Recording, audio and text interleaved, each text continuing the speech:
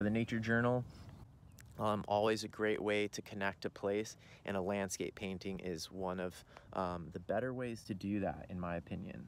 And sometimes it's sad or depressing when you go nature journaling in an area where you used to connect to nature when you grew up.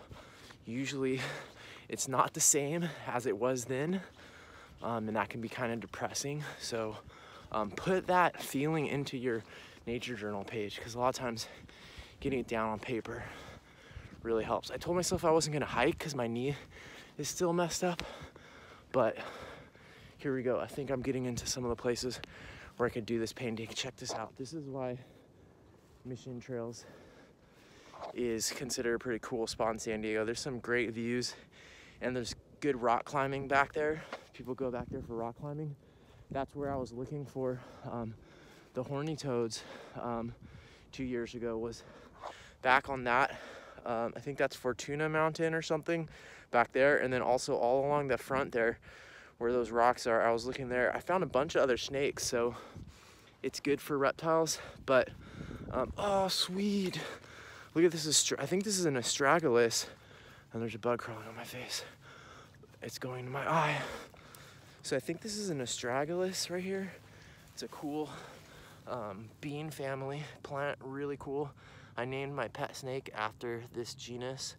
Pretty sure this is astragalus. Really cool plant, a lot of different species. So there's some cool stuff here, cool little stuff and cool big stuff. I'm gonna try to figure out how to squeeze a landscape Ido painting out of this. So let's do it. All right, so I've chosen my location where I can sit on my chair because I want to sit down. And I was looking down that way because I have more overlapping layers. But now I'm looking this way because this is the more iconic part of the landscape that I remember from the time that I spent out here as a kid. And this trail is a nice feature that is important in my memory. But then I also have some overlapping shapes, so I should be able to get a good sense of depth here as well. All right, so I got a basic drawing with my gray Fudayaku pen, and that's going to set up my composition in terms of shapes, but also composition and thought process around and priorities around what's dark and what's light, because that's also setting me up for my sense of depth. I have overlapping shapes, so this one is furthest back, this is another one, and then this is furthest forward, so it's like 3. It's kind of perfect. You can see there that you can even see on the camera the atmospheric perspective. So notice how that furthest hill is a little bit more blue in color and a little bit more faded than these close-up ones. Like, look at these bushes here. These bushes that I'm pointing to are probably like a pretty green yellow. Look at this one in the foreground. I think it's that Rus laurina, or one of those Rus species. It's very yellow, yellow-green. There, it's still pretty yellow-green. I'm sure the same bush is growing on that slope back there, but at that point, it's definitely not very yellow anymore. And back there, there's nothing yellow. Also, I want to there's a lot of details on that furthest hill with the rocks, but I'm not even going to draw that on here because I think that would flatten these two shapes and they would suddenly look like these two are the same distance away. So you can see I don't have very many details on the rocks here because that is still my mid-ground element, and even through the camera you don't really see the details. With your eye though, your eye will automatically start focusing on those details on those rocks, and then you'll want to draw all of them. Then you're going to want to draw the ones on that, because I mean, look how amazing those are. But then suddenly you're going to have a totally flat drawing and it's going to become more of a mosaic. Mosaic's totally fine, you know, having no sense of depth is totally fine. That's basically what a lot of the Impressionists did. Go look at some Cezanne landscape paintings and you'll see that. But a lot of times what you're going for in a landscape painting, and what I think has the biggest impact on the viewer, is that illusion of depth. So if you can imitate this three-dimensional reality on a two-dimensional plane and make it feel three-dimensional, it makes the viewer have an emotional response, I think, to the painting.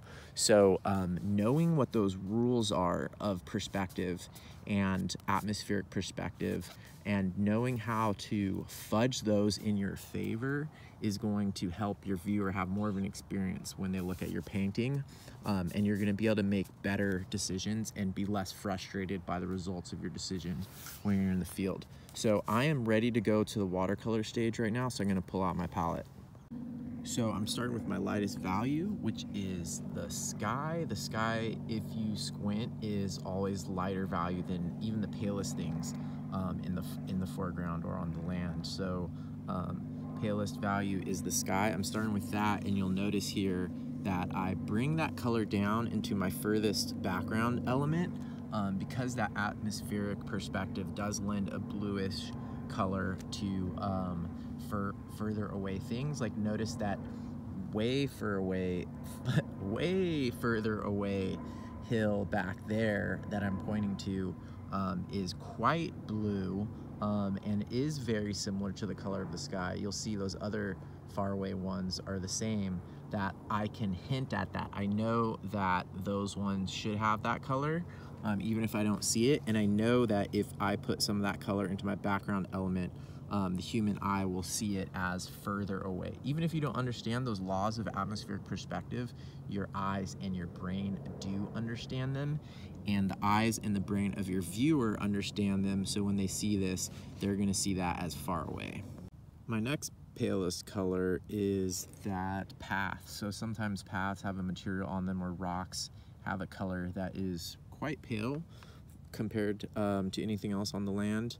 But still darker. If you pay attention, they're usually darker than the sky.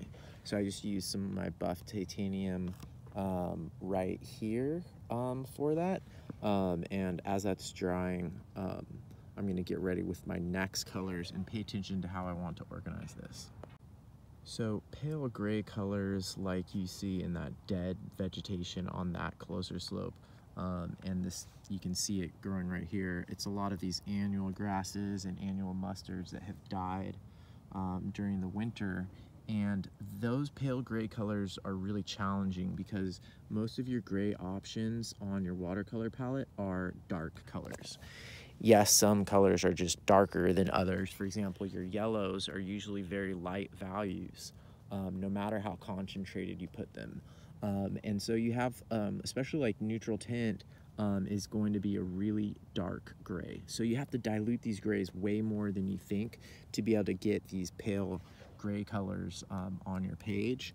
And that's one thing. And then another thing is, ideally I would sort of just build these values up from back to front and do fewer washes on these background elements. So like the sky would only have one wash, this would have 2 washes, this would have 3 washes, and this would have 4 washes. And if I did that all with the same color, then just the nature of it having multiple washes is going to make it darker and create a cool sense of depth. As soon as you start tweaking that and, you know, putting some local color into these different areas, that clear sort of sense of depth is no longer achievable, but it's still possible to get depth if you exaggerate some of those other aspects of atmospheric perspective. Okay, so now I am putting in one of the more interesting local colors, which is also a potential hazard for my sense of depth. I'm adding in these very warm colored rocks, and you can see even some of the closer hills have some of that, but then as soon as you get over onto this side, I think the geology must change because over here on this whole slope, you don't have any of that rock outcropping that you do back there. And in fact, there's a couple different colors. There's some just gray granites, but then there's that red stuff. So I tried to get that without making it too crazy. And I have to remember that that is a warm color. So if my foreground does not have that warm color, there is going to be a little bit of confusion, but this trail and a couple other things help me maintain that sense of depth. Now I just need to somehow push my values stronger, because so far haven't pushed the values very much, and I think I need to get things quite a bit darker, because right now some of these foreground elements on the slope are almost as pale as the sky, and if you look at it in real life, it's not like that at all. All right, so I just broke some of the rules and added more detail to that midground, and I also added a little bit of warm colors to that further background hill to sort of show that there are rocks back there. Very subtle, but did that, and I did get darker on my base wash for this foreground hill. So that is good, because now that one is about as dark. So I think I'm going to just keep this simple and just start adding my teeny bit of local vegetative color on that foreground slope right there, and put that in here and call it good.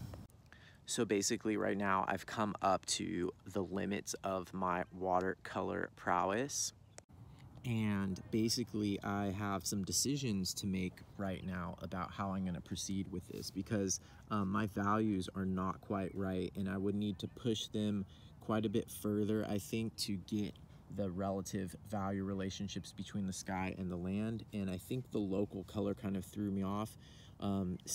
Getting this gray set in place as the color match for this gray here has thrown me off. And this happens a lot with grass. With grasslands, they may have a yellow color or a gray color that seems really pale, and trying to match that local color while also matching the value and the correct value relationship with the sky can be really challenging. So I could try to push these values a little bit more and fudge with this and potentially get it better. At the very least, I would learn something from that, but I think I might leave it the way it is and just let it be sort of subtle and a little bit on the sort of anemic end of watercolor without having a huge value range. I feel pretty good about this, and for the amount of time that I have right now, getting in a little landscape like this, showing some of the trails and some of the views that I used to see a lot as a kid when I was out in nature that are really, you know, burnt into my memory in a way. I feel like that's a really cool approach to kind of reconnect to nature where you grew up. If there are some places, you know, like I showed you, there was all this construction going on, so it can be challenging. You know, maybe the place where you spent time in nature as a kid now looks like that and is like covered in houses and stuff.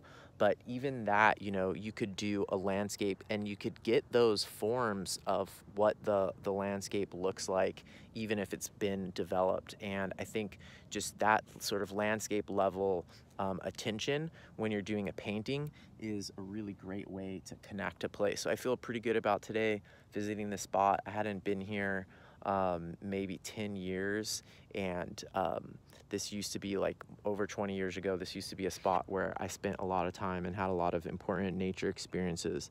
So the nature journal, always a great way to connect a place, and a landscape painting is one of the better ways to do that, in my opinion.